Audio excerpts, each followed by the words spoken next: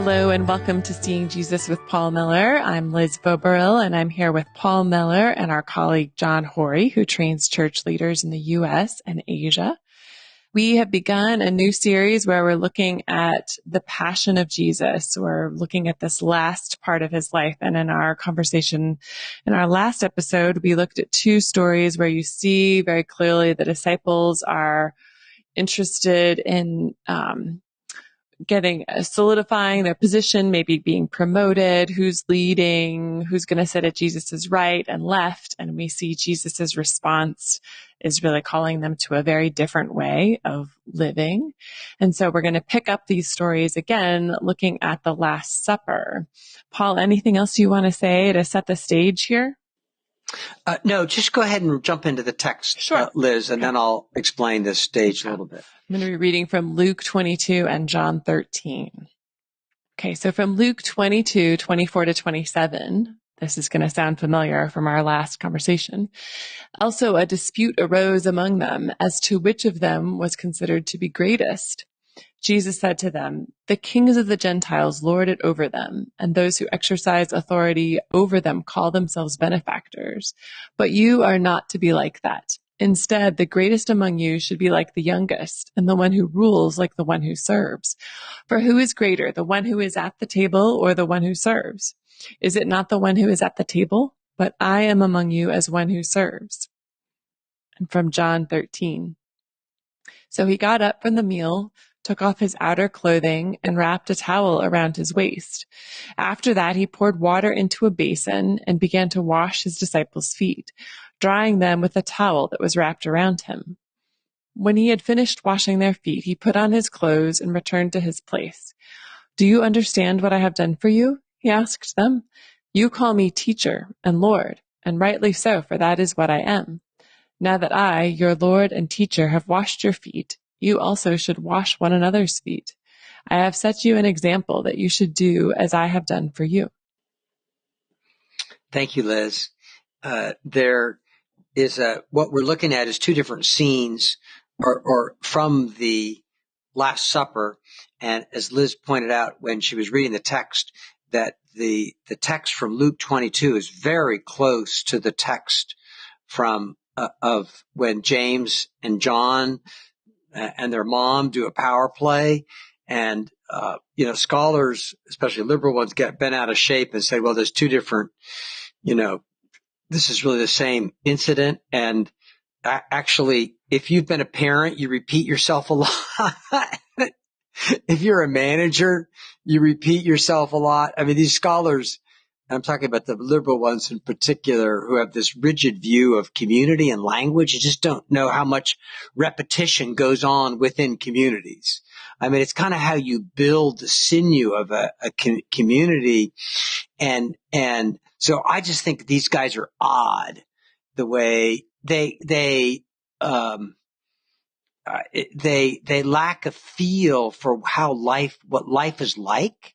And the amount of repetition. So if they see two similar incidents, they merge them together and say, well, one has to be correct and one's a later addition. Well, I mean, have you had toddlers? I mean, how many hundreds of times do you say do you have exactly the same scene act out? Or teenagers, that's why in our household we have a famous mom speeches and famous dad speeches. Yeah, right. I mean, it's a joke, right? There have been, so it's almost like these, so I wasn't planning on this rant against liberal scholars, but they're like they've got a case of Asperger's. I mean, it's different to live real life, right? Than in a scholarly, even I guess if scholars repeat themselves, I guess they just have to footnote when they're on the same things. But it is true; it's how you build culture. Culture building is a lot of the same stories being told. Tremendous amount of repetition. Strong companies do a lot of messaging that is covering the same themes over and over again. And this one that Jesus is talking about, I mean, it's hard to like hear that and say, okay, locked and loaded. I'm changed forever. From now on, I will only ever be, right? It's not going to get implemented on a dime here. And this is actually encouraging to me because it shows the patience of Jesus to repeat himself. And then also just being like the disciples, realizing, okay, they don't get it the first time, the second time, the third time. They're just like me. Which is a big theme in the Gospels of particularly Jesus burrowing in on faith. But here, let me give you one other example of this, as long as I'm on a rant here against liberal scholarship. And again, I read liberal scholarship because they often have insights in the text that are very helpful. But you just have to really be careful of what I consider their goofiness, because it's just so, disconnected with life. Like there are two versions of the Sermon on the Mount, one in Matthew 5-7. It's kind of the classic version. And then Luke has a version of the Sermon on the Mount as well. He actually kind of has it in two places. And like people, they talk about, well, so which is the original one? Which is the real one? But he probably had about 50 versions of the Sermon on the Mount. And those are the two that we caught, so it's just a goofy comment. They're kind of miss how, it's a missing of one of life's basic contours. So anyway, that was all free, people. That was extra. That was like a bonus. No charge for that one. Yeah, that was a bonus feed. So, or what do they call it? Like a bonus track, a bonus track. A bonus track, yeah. But anyway, if you put together those two passages, which now you probably completely forgot, that Liz read, one was the Luke 22 one at the Last Supper, and the other one is this description of a argument at the Last Supper. And so and also the washing of the feet. So there's a description in Luke of an argument at the Last Supper, and there's the washing of the feet. And Edersheim, whose book Life and Times of Jesus the Messiah, makes a very common sense insight that these are probably one incident, that what happened, and this is conjecture on his part, but it makes sense, is that there was probably an argument at the Last Supper, and Jesus responded to that argument with the washing of the feet. In other words, he had taught this before, they hadn't gotten it, and he does this acted parable. Now, we're going to get to that in a minute, but it's just delightful to think of him, of putting those two scenes together. And what Edersheim then, any thoughts on that, Liz? Well, I was kind of laughing because I was thinking, the disciples have had this argument before too, right? Like if we're talking about repetition and things that right, like right. Jesus has given this teaching before, but the disciples have had this argument before. That's kind of like part of the patterns of real life, right? Just because you had there's a reason why we keep giving the same parent speeches, right? Yeah. John, yeah. That's right. I'm on you and Sonia's side. Yeah. So anyway, what Edersheim does, though, he analyzes why would they be fighting, and here's a repetitive pattern. Seating order was a big deal in the ancient Near East. It is still a big deal throughout traditional culture. But one of our staff, who is an Arab staff, and he is described at wedding events where the order of the men at the event, like in an engagement announcement party, is based on their status. And the families will organize themselves by their status. And I've heard that described in East Africa, where I've done some work. Where the pastor would actually order the young men who were standing there in order of sort of who was important. And it's kind of nice they're out front about it.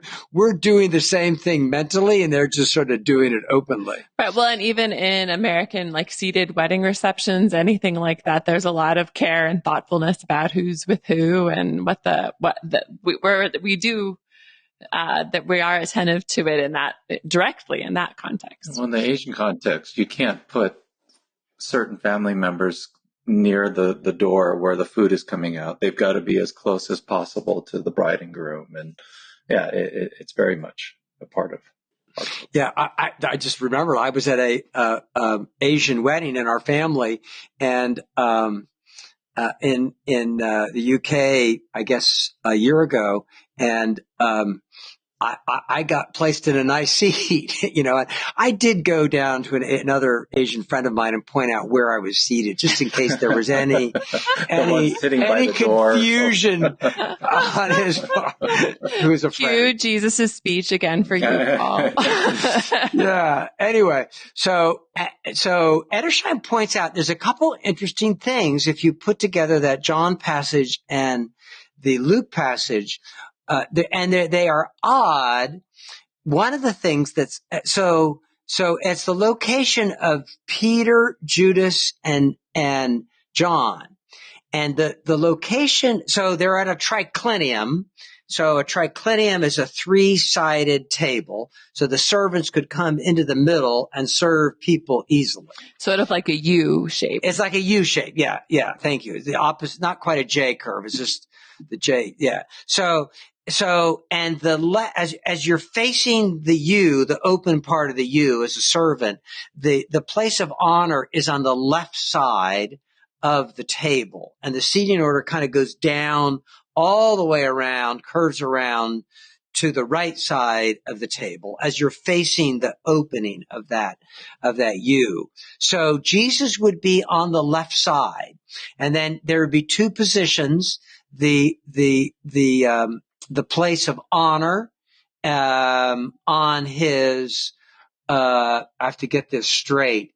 Is on Jesus' left, okay, and so the second place would be on his right. Now, we know where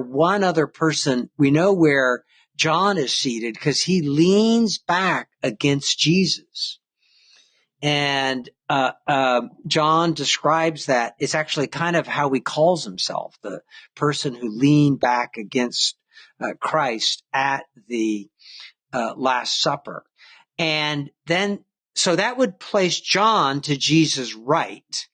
And then we have an oddity that Peter is not close to Jesus. He's clearly, throughout the Gospels, the most honored disciple, and yet he has to kind of whisper to John to get a question to Jesus. He doesn't have access to Jesus, by the way, which is a little picture of what of the downside of being at the bottom end of any. You have less power, you have less access to the boss. It's kind of visually, and we also know that Judas appears to be relatively close to Jesus because Jesus is able to hand Judas directly that piece of bread. So does that make sense? So Judas is close to Jesus, oddly enough, and Peter's away from Jesus. So what Edersheim, in his inference, and it's an educated inference, is that there was a fight at the Last Supper over table seating order, and it was Peter and Judas going at one another. Judas trying to get the better place. Jesus rebukes them, and Peter, in his passionate, all-in way, takes the lowest place at the table. Judas takes the highest place after Jesus. And then when he wants to find out who it is who's going to betray Jesus, he has to whisper across the table to John. So that's the scene at the Last Supper. And then, any thoughts on that? So you're saying Peter is pouting at this point? Yeah. Well, he's probably enjoying, if he's anything like me, he's enjoying the faith, the idea that he's now being the best disciple. You know what I mean?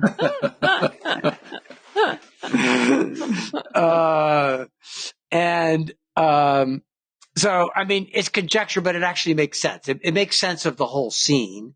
And Edersheim himself is worth, you can get his book and you could Google it. It's a really long book. Say we'll put a little snapshot of this table with as Paul's described these seats. We'll put that in the podcast post on our website if you're having a hard time imagining exactly if the table in your mind has gone from being a U to some sort of very complex letter of the alphabet. We can give you that visual to look at. And then the foot washing, and thank you, Liz, for doing that. And the foot washing itself is really striking in John that Liz read. One of the things that's striking about it, well, there's several things that's striking about it, is that when Jesus does it, he doesn't explain himself. You know, how many times have we wanted God to tell us what he's doing? And it's just so much like him. And it makes the scene wicked awkward for the disciples.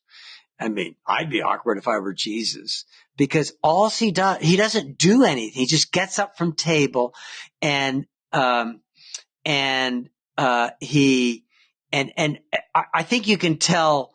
John and Liz and I have talked about this before, so if you listened 3 years ago, bear with this this repetition here. But it's an enchanting scene. And John and Liz, I'd love for you guys to kick in what some of the things that make this scene. I think it's just like you said, Jesus's quietness through it, because we have my daughters like crafting, and so they'll find a crochet video where they do the technique or what. We live in a world that's very loud with this kind of demonstration video, in which Jesus would be talking the whole time about what he's doing and how he's doing it and moving. That really right. That's how you execute this genre of thing in our world.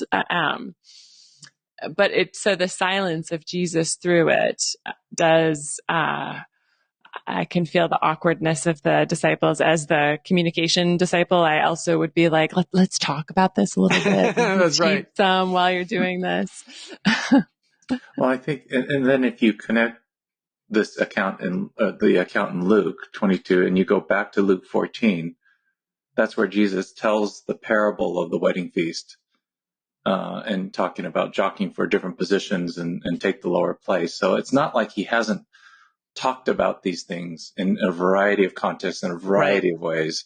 Right. And then suddenly he goes silent and he just goes to full demonstration mode. And I think your point, Paul, about sometimes we're asking God, like, speak to me. And we are quick to ignore that he's active right in front of us in ways that maybe we either miss or discount or, it's like he does speak to us in a variety of ways. And yet one of the ways that we discount is literally he's in action, right before us. Yeah. Yeah. It really is. It's lovely. One of the things that makes it lovely is that John gives us 7 distinct moves that Jesus makes. And let me see if I can count them off from memory. I've read this passage so many times and taught. I just love it. So he rises from his seat. He takes off his outer garment. He takes, I don't have the order down.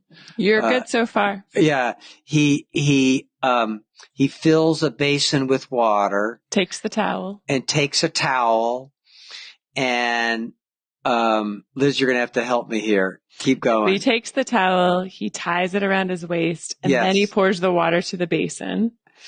I had the basin out of order. You had the basin, yeah. You got to get the towel first and then. Yeah. I mean, it's so clear. It's like a YouTube video, speaking of YouTube, it's so clear. And then he goes around and washes their feet. And what the effect of this on you is to rivet. I mean, his silence, absolutely. I mean, John remembers, John's writing this probably, 50 years later from what Eusebius tells us, that John remembered every single move Jesus made because he wasn't talking. and it just sealed it in his mind. Like it was a visualization of the mind of Christ. Like John is never going to forget the mind of Christ. It's just like, it's a whole way of relating to people. It's a way of relating to power. And I don't mean at all that power is evil. Power is normal in every human community, but it's that abuse of power. Yeah, it's a nice, as you say, that kind of camping out on how John remembers it so well. I think it's also like the nature of being human, like the words, the verbal teaching about going low and giving his life is all important. But the manifestation, the physicality of it matters too, right? This demonstration, it's not just, speech that you hold on to abstractly, but this picture is important for the disciples. It's a deep kind of communication that Jesus is valuing by doing it. Like, rather than like, see memo 35, guys, come on, read it again. There's something about being human that's important about the visual, concrete, physical manifestation of this. Well, I think what's striking is just not to forget the context of the whole thing. So if this was an isolated moment in a vacuum, then it would already be profound, but it's at the height of everything that we just talked about. Yeah. The tensions of what people are expecting and what Jesus is doing and what he's teaching and what the disciples jockeying around for position. If it was me, I would have gone into full lecture, semi-yelling mode to make my point more emphatic and more explicit, because acting it out potentially is more implicit. It can be, and obviously was, extremely impactful. But like I would have just talked more and yelled more and used more and more words.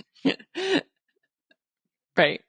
Yeah. And it's interesting. Jesus is willing, it's just kind of an aside. He's willing to I actually think it's absolutely hand in hand with Jesus, what Luke describes in Jesus. So this is not conjecture, his walk with the Spirit, and him, the fully human incarnate Son of God, being led by the Spirit. Because he's led by the Spirit, because he knows his Father loves him, he doesn't have to explain himself all the time. He's willing to let there be confusion out there and ambiguity. And he's not always closing, tidying things up. Yeah, I think, John, when I think about that, I feel like part of why I also would go to yelling is like, guys, if you don't learn this soon, you're going to miss the chance to, like, you got to learn it now, which is like, it's contingent on me. God's plan here is contingent upon you getting this, which you still have not gotten. So you really need to get it now.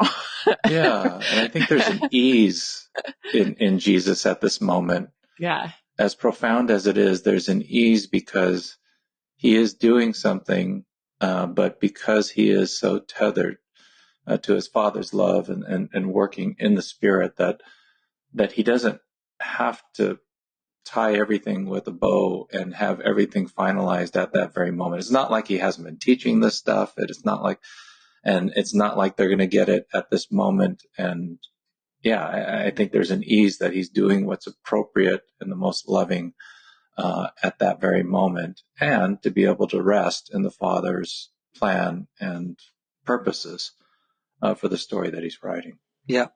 One other little thing that has been fun to do, I have done this passage from John 13 with pastors as a Bible study, where I have them read the little preamble to this that John has, which is a little more theological, and then the actual foot washing. And I asked them so I read it out loud. I asked one of them to read it, and I said, what strikes you in the text?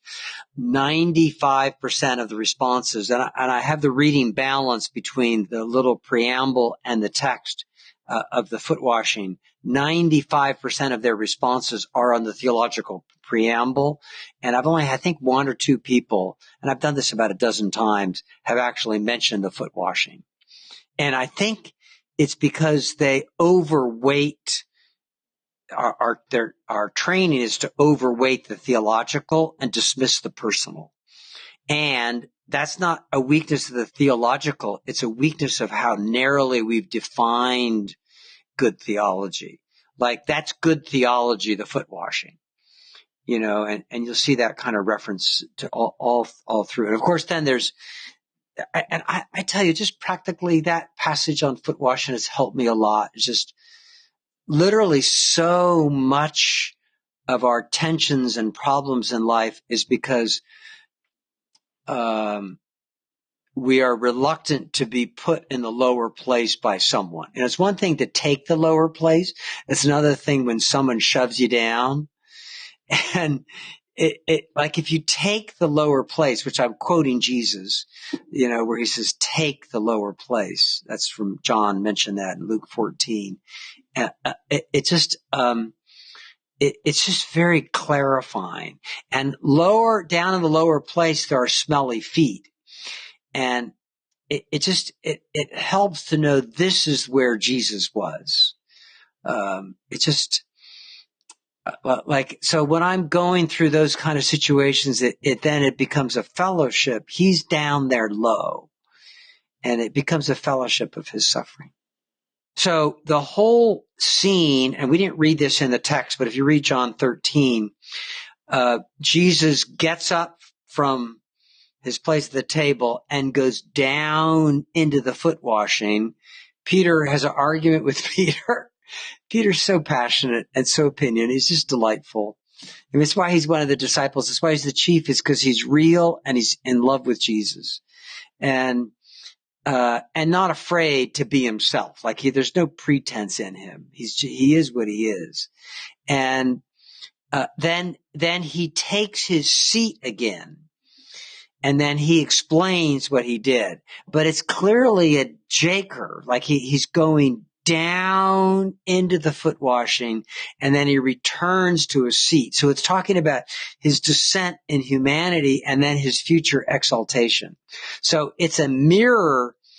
You actually see a mirror of both the imitation of Jesus, because he tells them after he's taken his seat that he's given us an example as to how we are to love one another. I mean, it's so physical and concrete. It's just breathtaking.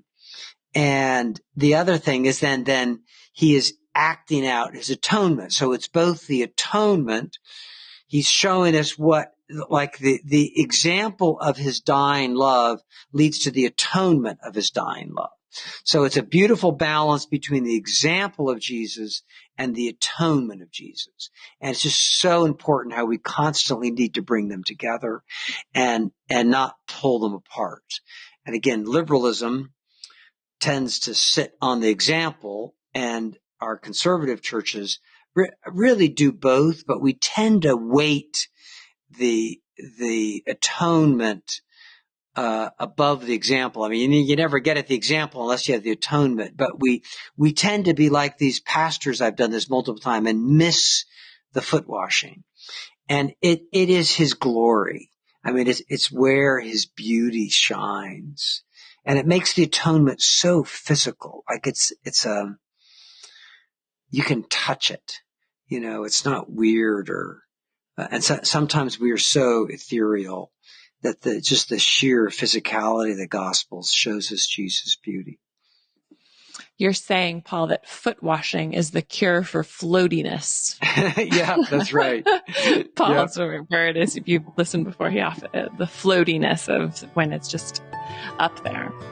Yeah, right. So, all right. Well, thank you for listening today. We will be back at Jesus' Passion and with another episode in another couple of weeks. So thanks for listening. We'll be back soon.